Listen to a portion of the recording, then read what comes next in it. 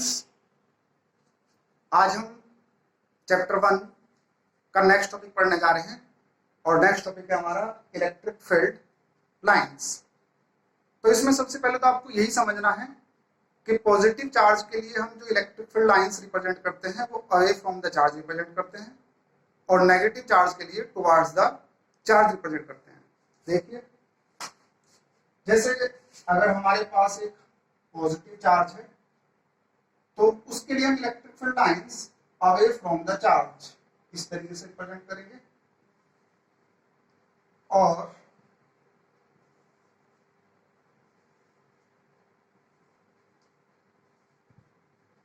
Negative charge के लिए electric field lines को हम चार्ज की तरफ टुवर्ड्स द चार्ज रिप्रेजेंट करेंगे।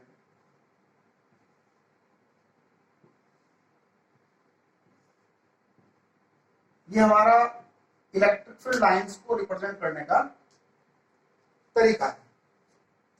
लेकिन जब आप एनसीईआरटी में इस डायग्राम को देखेंगे पॉजिटिव चार्ज के लिए तो उसमें आपको मिलेगा कि जैसे पॉजिटिव चार्ज रिप्रेजेंट किया गया है तो इसके आसपास वो जो इलेक्ट्रिक फील्ड लाइंस दिखाएंगे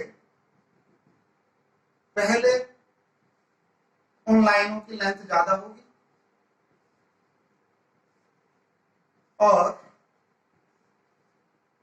उसके बाद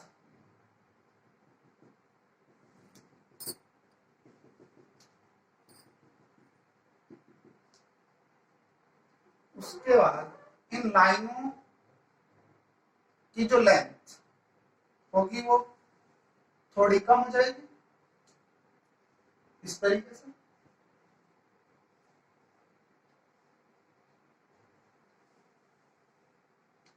और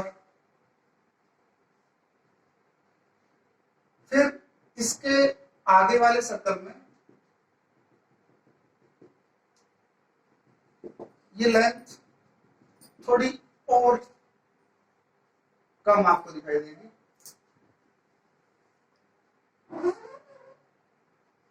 तो क्वेश्चन ये उठता है कि उन्होंने ये इलेक्ट्रिक फील्ड लाइंस को इस तरीके से क्यों दिखाया है। देखिए, electric field lines electric field को रिप्रेजेंट कर रही है, उसकी स्ट्रेंथ को रिप्रेजेंट कर रही है। अगर लाइनों के बीच में गैप कम है तो इलेक्ट्रिक फील्ड इंटेंसिटी ज्यादा है और अगर लाइनों के बीच में गैप ज्यादा है तो इलेक्ट्रिक फील्ड इंटेंसिटी कम होती जाती है। यानी कि इस डायग्राम में ये बात क्लियर हो रही है कि जब हम चार्ज के पास में होंगे तो इलेक्ट्रिक फील्ड इंटेंसिटी ज्यादा होगी और जैसे जैसे हम दूर जाएंगे तो इलेक्ट्रिक फील्ड इंटेंसिटी कम होती चली जाएगी। तो अब बार बार इस तरीके से रिप्रेजेंट करना तो मुश्किल होता है, इस वजह से हम सिंपली ऐसे बना देते हैं कि पॉजिटिव चार्ज के लिए electric field lines away from the charge और नेगेटिव चार्ज के लिए electric field lines towards the charge. अब देखिए, ये जो इलेक्ट्रिक फील्ड लाइंस हैं ये खुद अपने आप में तो इमेजिनरी लाइंस हैं, लेकिन ये जिस चीज को सिग्निफाई कर रही हैं, जिस चीज को रिप्रेजेंट कर रही हैं यानी कि इलेक्ट्रिक फील्ड को, वो अपने आप में एक रियल चीज है। तो अगर आपसे कोई पूछे कि electric field lines real lines हैं या इमेजिनरी लाइंस हैं, तो लाइंस तो इमेजिनरी हैं, क्योंकि कुछ इस तरीके से रियल में ऐसा नहीं है कि पॉजिटिव चार्ज के लिए ऐसे एरो बने हुए हैं बाहर की तरफ। ये तो सिर्फ हमने अपनी तरफ से कन्वेंशन मानी हुई है, पॉजिटिव के लिए बाहर की तरफ, नेगेटिव के लिए चार्ज की तरफ। लेकिन ये जो इलेक्ट्रिक फील्ड लाइंस रिप्रेजेंट कर रही हैं इलेक्ट्रिक फील्ड को रिप्रेजेंट कर रही हैं और इलेक्ट्रिक फील्ड एक रियल में एग्जिस्ट करने वाली चीज है। तो इस बात का ध्यान रखना, लाइंस इमेजिनरी है लेकिन ये इमेजिनरी लाइन जिस चीज को रिप्रेजेंट कर रही है वो एक रियल थिंग है। तो आप इसको नोट कर लें। अब हम इस टॉपिक को आगे, अब हम कुछ अलग अलग अरेंजमेंट के लिए इलेक्ट्रिक फील्ड लाइंस को रिप्रेजेंट करना सीखने जा रहे हैं। तो इसमें साथ साथ आपको इलेक्ट्रिक फील्ड लाइंस की कुछ प्रॉपर्टी भी पता होनी चाहिए, जैसे कि इलेक्ट्रिक फील्ड लाइंस कभी भी एक दूसरे को इंटरसेक्ट नहीं करती हैं, क्योंकि इलेक्ट्रिक फील्ड में किसी एक पर्टिकुलर पॉइंट पे जो इलेक्ट्रिक फील्ड की नेट इलेक्ट्रिक फील्ड की डायरेक्शन होगी वो एक पर्टिकुलर ही होगी। ऐसा नहीं कि एक पर्टिकुलर पॉइंट पे जो नेट इलेक्ट्रिक फील्ड है वो दो डायरेक्शन में। देखिए इंडिविजुअल चार्ज के हिसाब से तो आप उसको दो अलग अलग डायरेक्शन में दिखा सकते हैं, लेकिन जो नेट इलेक्ट्रिक फील्ड होगा वो एक ही डायरेक्शन में होगा। तो यहाँ पे कुछ प्रॉपर्टी में आपको ये जानना है। पहली प्रॉपर्टी ये है properties of electric field lines। इसमें पहली प्रॉपर्टी है the tangent of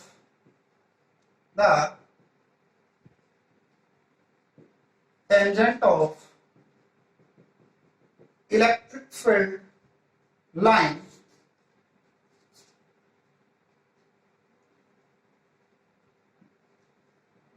represents the direction of electric field at that point। लेकिन इसमें आपको साथ साथ ये भी समझना है कि जैसे एक्चुअल में मैं यहाँ पे एक डाइपोल, अभी आगे पढ़ेंगे आप, उसको बना लेता हूँ, एक पॉजिटिव और नेगेटिव चार्ज बना लेता हूँ। आप जानते हैं पॉजिटिव की लाइनें अवे फ्रॉम द चार्ज होती है और नेगेटिव की टुवर्ड्स द चार्ज होती है। तो इस तरीके से पॉजिटिव से नेगेटिव की तरफ इलेक्ट्रिक फील्ड लाइंस जा रही होंगी।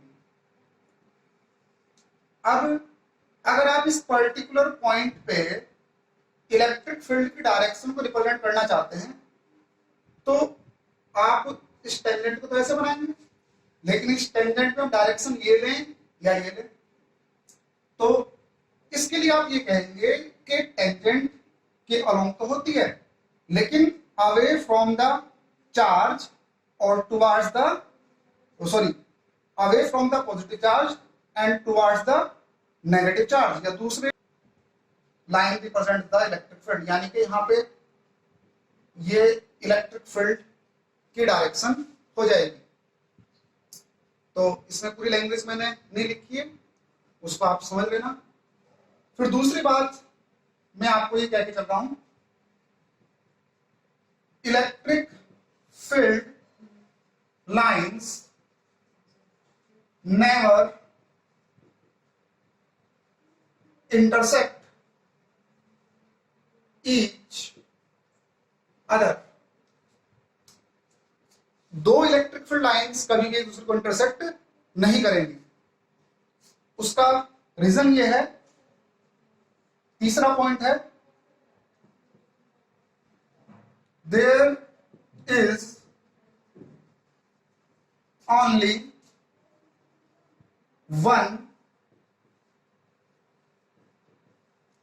direction of electric field, direction of net electric field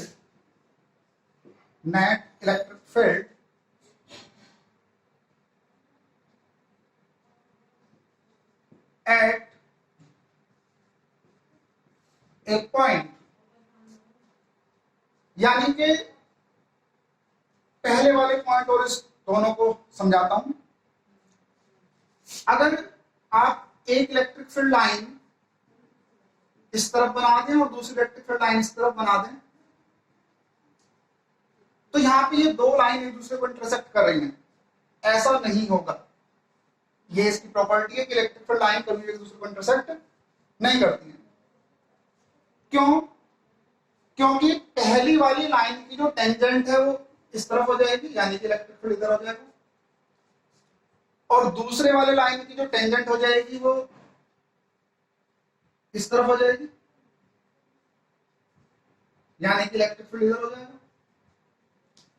तो इसी पॉइंट पे हमने दो इलेक्ट्रिक फील्ड रिप्रेजेंट कर दिए हैं।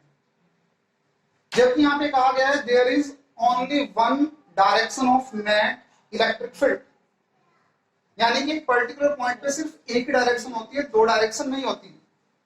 तो एग्जाम में अगर ये पूछा जाए कि why not two electric field lines intersect each other, तो तब आपको उसके आंसर में लिखना है कि we know that there is only one direction of net electric field at a particular point, and if two lines will intersect each other, then there will be two tangents, which is not possible.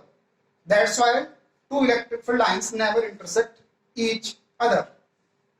अब इसमें हम एक fourth property और समझ लेते हैं, इसको आप नोट कर लें।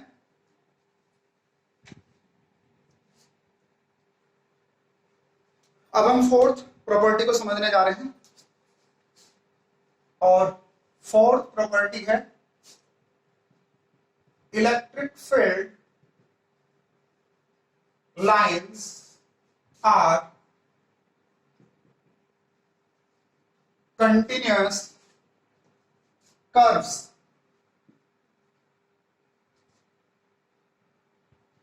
इलेक्ट्रिक फील्ड लाइंस जो होती है वो कंटिन्यूअस होती हैं, उनमें कहीं पे कोई ब्रेक नहीं आता है, बीच में ऐसा नहीं होता कि जैसे ये पॉजिटिव चार्ज है, ये नेगेटिव चार्ज है, और ये इस तरीके से आप इलेक्ट्रिक फील्ड लाइंस को रिप्रेजेंट कर रहे हैं पॉजिटिव से नेगेटिव की तरफ। तो ऐसा नहीं कि चलते हुए बीच में अचानक से यहाँ पे ये इलेक्ट्रिक फील्ड लाइन बीच में से कट जाएगी और रुक जाएगी या ब्रेक आ जाएगा, ऐसा नहीं होगा। उसका रीजन ये है कि अगर कहीं पे इलेक्ट्रिक फील्ड एग्जिस्ट कर रहा है तो उसमें एक पर्टिकुलर डायरेक्शन होगी, और डायरेक्शन को रिप्रेजेंट करने के लिए आपको टेंजेंट चाहिए, और अगर यहाँ पे अचानक से सडन ब्रेक आएगा तो आप टेंजेंट नहीं बना पाएंगे, टेंजेंट नहीं बना पाएंगे तो आप डायरेक्शन नहीं रिप्रेजेंट कर पाएंगे। तो इसका आंसर ये है कि इलेक्ट्रिक फील्ड लाइंस कंटिन्यूअस होती हैं, उनमें सडन ब्रेक नहीं होते हैं। उसके रीजन के लिए आप एक पॉइंट और समझ लें, उसमें आप ये जान लें, there is a particular direction there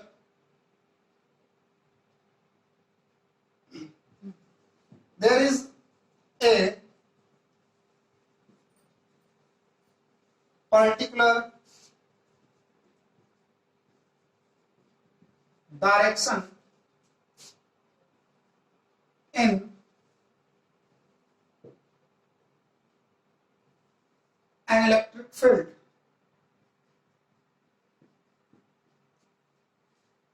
अगर कहीं पे इलेक्ट्रिक फील्ड एग्जिस्ट कर रहा है, वहां पे प्रेजेंट है, तो वहां पे इलेक्ट्रिक फील्ड की कुछ डायरेक्शन भी होगी। यानी कि ऐसा नहीं कि कहीं पे इलेक्ट्रिक फील्ड तो है और वहां पे डायरेक्शन नहीं है, ऐसा पॉसिबल नहीं है। तो अगर आपकी लाइन के बीच में एक ब्रेक आ जाएगा, यानी कि खाली जगह आ जाएगी, और आप कहना चाह रहे हैं यहाँ इलेक्ट्रिक फील्ड है और लाइन नहीं है, तो ऐसा पॉसिबल नहीं है। क्या तो आप ये कहिए कि यहाँ इलेक्ट्रिक फील्ड नहीं है, और अगर आप कह रहे हैं यहाँ पे इलेक्ट्रिक फील्ड है, तो फिर यहाँ पे इस लाइन को कंटिन्यूअस आप रिप्रेजेंट करेंगे। तो ये इसकी प्रॉपर्टी है कि electric field lines are continuous curves, there is no sudden break. और रीजन है because if there is electric field then there will be a particular direction, और अगर पर्टिकुलर डायरेक्शन है तो डायरेक्शन के लिए आपको क्या चाहिए, लाइन चाहिए, उसकी टेंजेंट ही तो आपको डायरेक्शन बता पाएगी इलेक्ट्रिक फील्ड की। और अगर आप कह रहे हो कि वहां पे लाइन ही नहीं है, इलेक्ट्रिक फील्ड लाइन नहीं है, तो टेंजेंट नहीं ड्रॉ कर पाएंगे, और टेंजेंट ड्रॉ नहीं कर पाएंगे तो इलेक्ट्रिक फील्ड डायरेक्शन आप नहीं दे पाएंगे। एक और बात आप इसमें समझ लीजिए कि जो इलेक्ट्रिक फील्ड लाइंस होती है पॉजिटिव से स्टार्ट होती है और नेगेटिव पे एंड हो जाती है। ठीक है, पॉजिटिव से चली नेगेटिव पे एंड हो गई, ऐसा थोड़ा है कि नेगेटिव से चली पॉजिटिव पे फिर आ रही है। मैग्नेट में तो ऐसा होता है कि outside the magnet magnetic field lines north से चलती हैं, साउथ की तरफ जाती हैं, और फिर इनसाइड द मैग्नेट साउथ से नॉर्थ की तरफ होती हैं। लेकिन इलेक्ट्रिक फील्ड में ऐसा नहीं होता कि इलेक्ट्रिक फील्ड लाइन पॉजिटिव से चली नेगेटिव पे पहुंची और फिर नेगेटिव से चल के पॉजिटिव पे आ जाए, तो ये क्लोज लूप नहीं बनाती है। ये पॉजिटिव से स्टार्ट होती है और नेगेटिव पे एंड हो जाती है। तो हम एक प्रॉपर्टी ये भी लिख सकते हैं कि electric field lines not form closed loops, electric field lines not forms closed loops।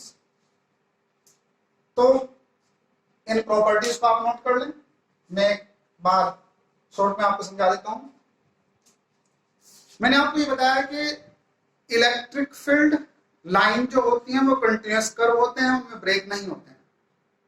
Electric field line की जो टेंजेंट होती है वो हमें उस पॉइंट पे इलेक्ट्रिक फील्ड की डायरेक्शन को बताती है, लेकिन उस डायरेक्शन में जिस डायरेक्शन में इलेक्ट्रिक फील्ड लाइन जा रही हो, यानी कि पॉजिटिव से नेगेटिव की तरफ अगर वो जा रही है तो, या जिस डायरेक्शन में इलेक्ट्रिक फील्ड जा रहा हो। तीसरा, ये क्लोज लूप नहीं बनाती हैं। चौथा, ये एक दूसरे को इंटरसेक्ट नहीं करती हैं। और इलेक्ट्रिक फील्ड में एक पॉइंट पे एक ही डायरेक्शन होगी, दो डायरेक्शन नहीं होंगी। तो यहां पे किसी एक प्रॉपर्टी को एक्सप्लेन किया जा सकता है दूसरे की हेल्प लेते हुए। अब हम यहाँ पे कुछ डायग्राम बनाने जा रहे हैं इलेक्ट्रिक फील्ड लाइंस के, जो कि आपके बोर्ड एग्जाम के पॉइंट ऑफ व्यू से बहुत इंपॉर्टेंट है। तो कुछ क्वेश्चन देख लेते हैं, कुछ डायग्राम और समझ लेते हैं, तो इसको आप नोट कर लें।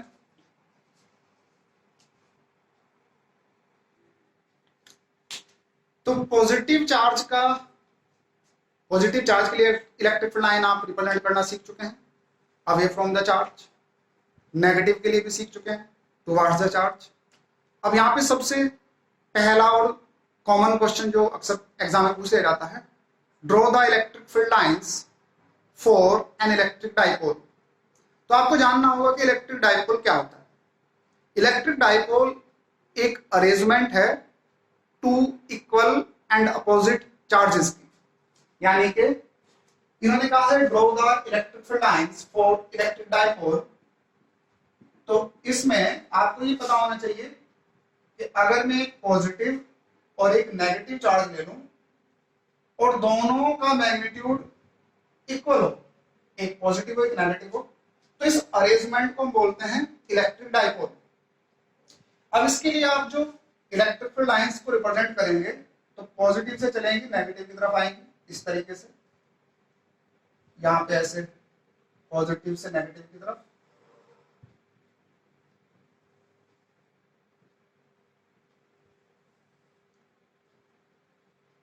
और इधर ऐसे पॉजिटिव से चलते हुए दिखा दें, इधर नेगेटिव की तरफ आते हुए दिखा दें। अब सारी लाइनें थोड़ी दूर से जा रही हैं तो हम नहीं रिप्रेजेंट करते, तो हम ऐसे करके छोड़ देते हैं कि कुछ लाइनें और हैं जो यहां से जा रही हैं। और अगर यहां से आपने दो ऐसे जाते हुए दिखाई हैं तो इस पे इस तरीके से दो लाइनों को आते हुए दिखा दें।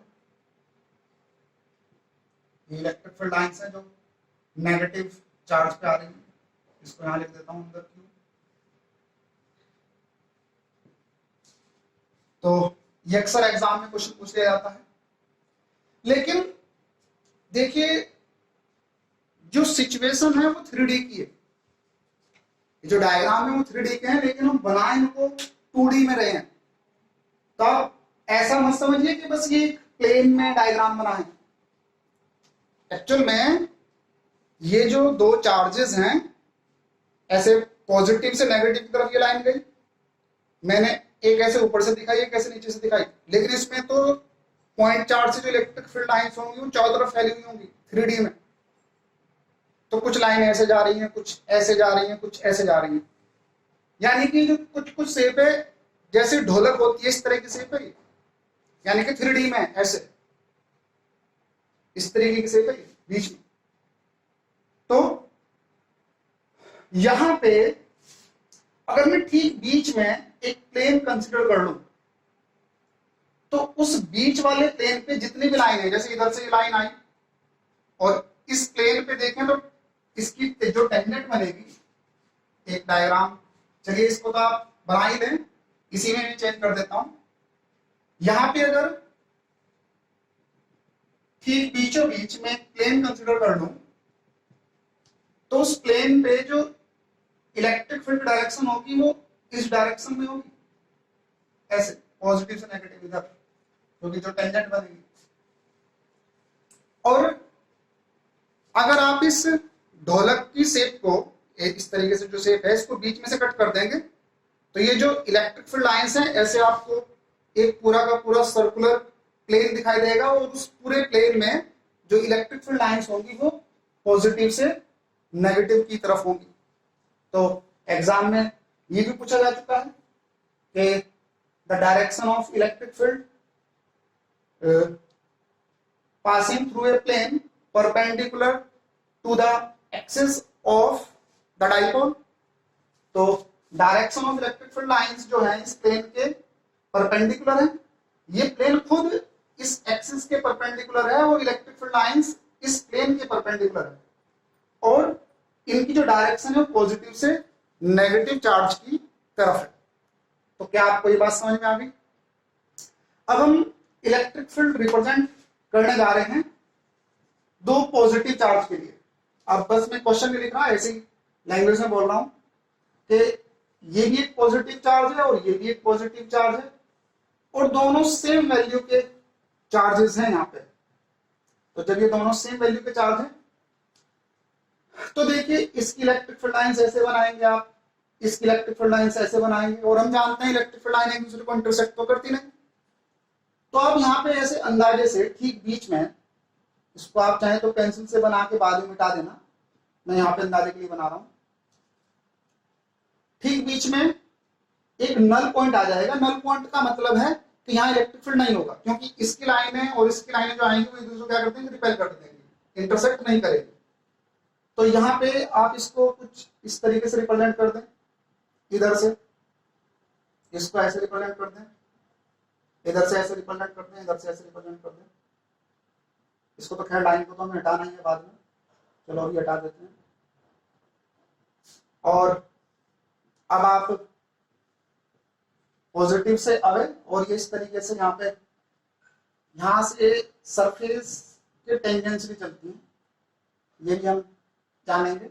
इलेक्ट्रिक फील्ड लाइंस किसी कंडक्टर के सरफेस के परपेंडिकुलर क्यों होती है, मतलब यहां से जो एंगल बन के चलेगा वो 90 का बने के चलेगा। तो ये दो लाइनें आपने रिप्रेजेंट कर दी, है तीसरी, तो ये दो लाइन और हम यहाँ पे रिप्रेजेंट कर देते हैं। दो नहीं, एक ये हो गई, हाँ दो ये वाली बीच में, एक ये ऐसे, एक ऐसे, एक ये ऐसे और एक ऐसे। तो इस तरीके से इनकी जो इलेक्ट्रिक फील्ड लाइंस हैं वो एक दूसरे को क्या कर रही हैं, रिपेल कर रही हैं।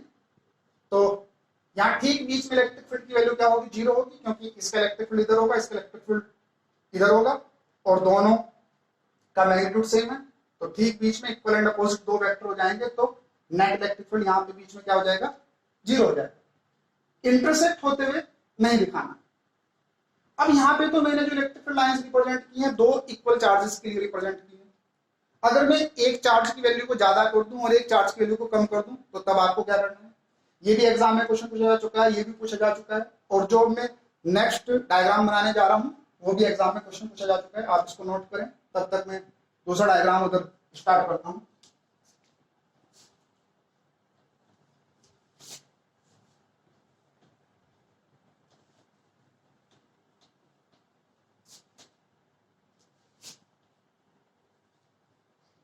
इसको रब कर देते हैं।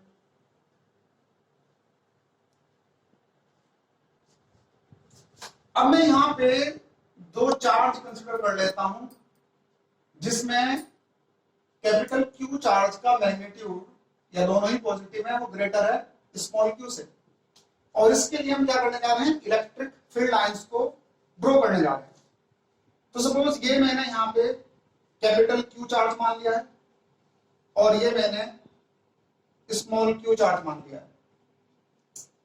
अब आप इनके ठीक बीच में एक लाइन थी, बस ऐसी एक अंदाजा लगा लें, पॉइंट बना लें। अब क्योंकि ये वाला चार्ज बड़ा है इस वाले चार्ज से, तो इसकी जो इलेक्ट्रिक फील्ड लाइन से इलेक्ट्रिक फील्ड इसका जो होगा इंटेंसिटी ज्यादा स्ट्रॉन्ग होगी, तो मिड से थोड़ी इधर आ रही होगी, यानी कि आप क्या करें, ये जो मिड वाली लाइन आपने पहले बनाई थी, इसके थोड़ा सा राइट में एक लाइन ड्रॉ कर लें और इस लाइन के हिसाब से इसकी इलेक्ट्रिक फील्ड लाइंस को तो आप यहां तक बना दें, इसके पास तक बना दें, और इसकी इलेक्ट्रिक फील्ड लाइन को इसके राइट में ही रहने दें, इंटरसेक्ट तो नहीं होंगी। इससे बात समझ में आ रही है कि इसका इलेक्ट्रिक फील्ड ज्यादा स्ट्रॉन्ग है और इसका वीक है। अब बस कुछ और लाइन आप रिप्रेजेंट करके छोड़ दें।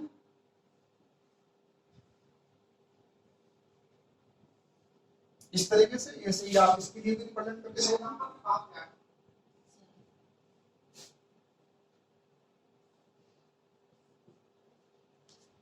अब क्योंकि चार्ज का मैग्नीट्यूड ज्यादा है तो आप लाइनें भी काउंट कर लें, 1 2 3 4 5 6 7 8 9।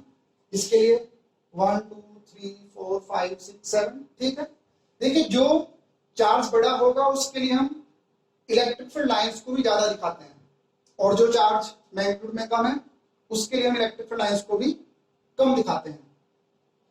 और ये बात तो मैंने आपको समझाई दी है, जैसे कि ये एक पॉजिटिव चार्ज है सिंगल, और ये इलेक्ट्रिक फील्ड लाइंस हैं।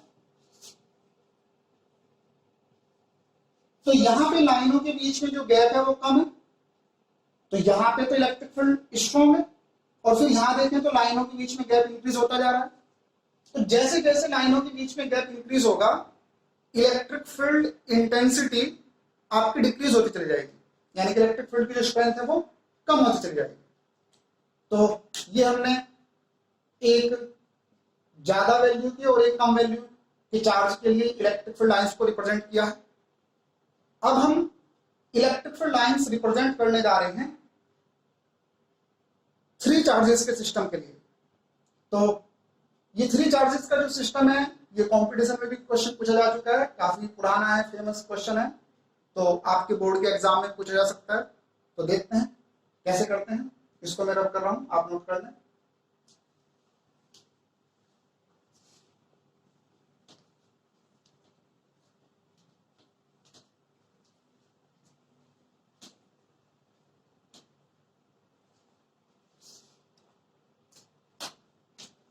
अब यहां पे आपके पास थोड़ा अंदाजा सही रखने के लिए मैं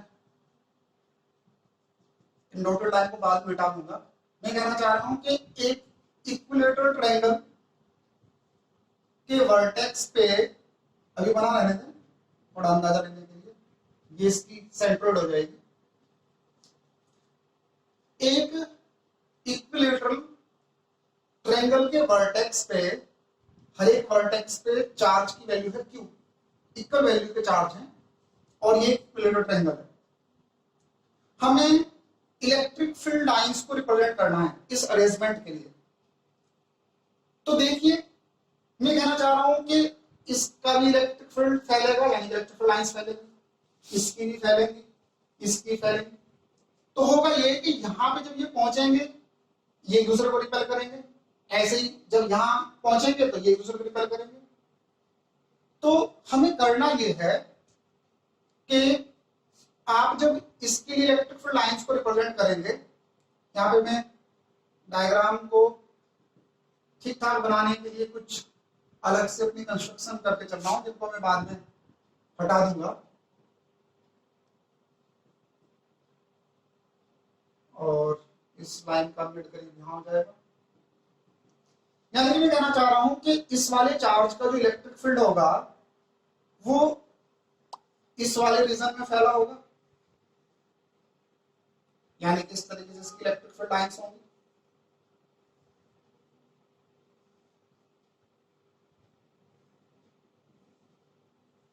ये ऐसे सरफेस से परपेंडिकुलर चलेंगे। ऐसे ही इसके लिए जो इलेक्ट्रिक फील्ड लाइंस होंगी वो ऐसे फैली हुई होंगी।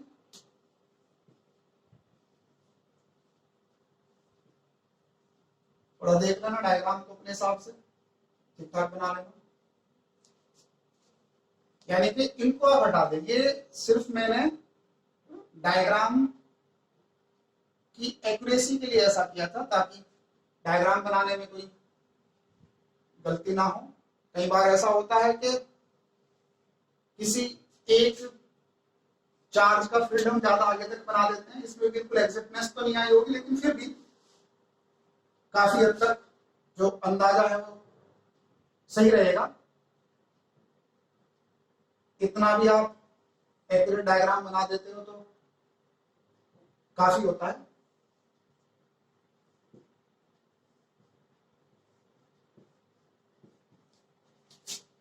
इनको हटा दें। तो फाइनली इस डायग्राम को बनाने के बाद कॉन्सेप्ट ये बनता है कि यहां ठीक मिड में नेट इलेक्ट्रिक फील्ड जो है वो 0 है, यानी कि इसकी लाइनें आई ऐसे रिपेल हो गई, इसकी लाइनें आई ये रिपेल हो गई, इसकी लाइनें आई रिपेल हो गई। और ऐसा तब हो रहा है जब ये तीनों ही सेम वैल्यू के हैं, तो उस कंडीशन पे ठीक बीच में नेट इलेक्ट्रिक फील्ड जो है वो 0 है। अब इसी कॉन्सेप्ट के अकॉर्डिंग हम एक क्वेश्चन और ले लेते हैं। उस क्वेश्चन को मैं दो तरीके से आपको समझा देता हूं। एक तो जो आपने कैलकुलेशन करनी सीखी है वेक्टर के अकॉर्डिंग, उस कॉन्सेप्ट को समझा देता हूं, और दूसरा ये जो इलेक्ट्रिक फील्ड लाइन का कॉन्सेप्ट है उससे उस बात को समझा देता हूं। तो देखिए, अगर मैं इस स्क्वायर पे 4 चार्जेस रख दूं इक्वल वैल्यू के, और इसके सेंटर में मैं नेट इलेक्ट्रिक फील्ड आपसे पूछूं इन चारों चार्जेस की वजह से, तो आप कहेंगे इस वाले चार्ज का जो इलेक्ट्रिक फील्ड होगा, एक्चुअल में ये इसका मिड पॉइंट है, डायगोनल्स बना देता हूं, इस पॉइंट को थोड़ा यहां रिप्रेजेंट कर देते हैं। तो इस पॉजिटिव चार्ज का यहाँ पे जो इलेक्ट्रिक फील्ड होगा इस पॉइंट और चार्ज को मिलाने वाली लाइन पे और अवे फ्रॉम द चार्ज, यानी कि ई इधर हो जाएगा। इस वाले चार्ज का electric field away from the charge इधर हो जाएगा। अब क्योंकि जितने डिस्टेंस ये है उतनी डिस्टेंस ये भी है, इस वजह से जितना इलेक्ट्रिक फील्ड ये है उतना इलेक्ट्रिक फील्ड ये भी है। यहाँ पे दो वेक्टर एक दूसरे के इक्वल एंड अपोजिट है, तो इनका जो रिजल्ट बना वो 0 बना। इस तरीके से इस पॉजिटिव चार्ज का इलेक्ट्रिक फील्ड इधर हो जाएगा, इस पॉजिटिव चार्ज का इलेक्ट्रिक फील्ड इधर हो जाएगा, और यहाँ पे नेट इलेक्ट्रिक फील्ड आपका क्या हो जाएगा, 0 हो जाएगा। ई नेट हो जाएगा आपका 0। अब इस बात को आप इन इलेक्ट्रिक फील्ड लाइन के कॉन्सेप्ट से ऐसे समझ लीजिए कि जैसे अगर आप इन 4 चार्जेस के लिए इलेक्ट्रिक फील्ड लाइंस को रिप्रेजेंट करने की कोशिश करेंगे, तो फिर दोबारा से मैं आपको बता रहा हूं कि डायग्राम को थोड़ा ठीक बनाने के लिए मैं कुछ अंदाजा ले लेता हूं। इसकी इलेक्ट्रिक फील्ड लाइंस ऐसे जा रही होंगी, इसकी इलेक्ट्रिक फील्ड लाइंस कुछ ऐसे जा रही होंगी, इसकी इलेक्ट्रिक फील्ड लाइंस ऐसे जा रही होंगी, इसकी इलेक्ट्रिक फील्ड लाइंस कुछ ऐसे जा रही होंगी। बाकी आप इनको ऐसे रिप्रेजेंट कर लें। थोड़ा टाइम कम लगाने के लिए जल्दी मैं डायग्राम को बना रहा हूं। रियल में ये कुछ इस तरीके से बनेगा, समझ में आ रहा होगा आपको। इनको हटा दें आप, ये तो इंटरसेक्ट तो करती नहीं, आपको मालूम ही है। ये थोड़ा सा लाइनों को इस बार में थोड़ा जल्दी कर दिया डायग्राम बनाने में, तो यहाँ पे ठीक बीच में ऐसे जा रही होंगी। ये भी थोड़ा इस तरीके से कॉन्सेप्ट समझ लीजिए बस। डायग्राम तो आप एग्जाम में जैसे टाइम होगा उस हिसाब से बना लेना, जल्दी या देर में। टाइम काफी हो तो तसल्ली से बना लेना, टाइम कम हो तो कॉन्सेप्ट तो समझा ही देना, जल्दी जल्दी बना देना डायग्राम। तो यहाँ पे इसी तरीके से इसके लिए होगा। तो ठीक बीच में यहाँ पे जो नेट इलेक्ट्रिक फील्ड है वो 0 है। अब इस कॉन्सेप्ट को लेते हुए मैं एक क्वेश्चन करने जा रहा हूं। उस क्वेश्चन में आप देखिए, इसको नोट करना चाह रहे हैं तो नोट कर लीजिए। मैं इसको नोट कर देता हूं इधर से।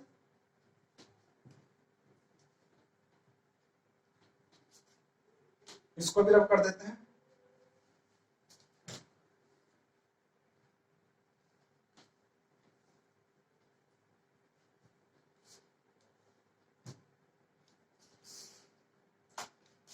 मैं क्वेश्चन ये लेना चाह रहा हूं कि अगर आपके पास एक पेंटागन है,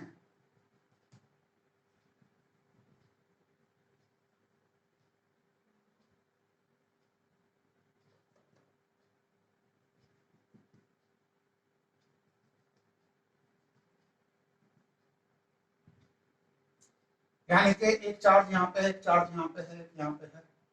थोड़ा सा डायग्राम को ठीक समझ लेना अपने आप। इस तरीके से ये पेंटागन है और पेंटागन के वर्टेक्सेस पे ये 5 चार्जेस रखे हुए हैं। सॉरी, 5 चार्जेस नहीं है, इसमें से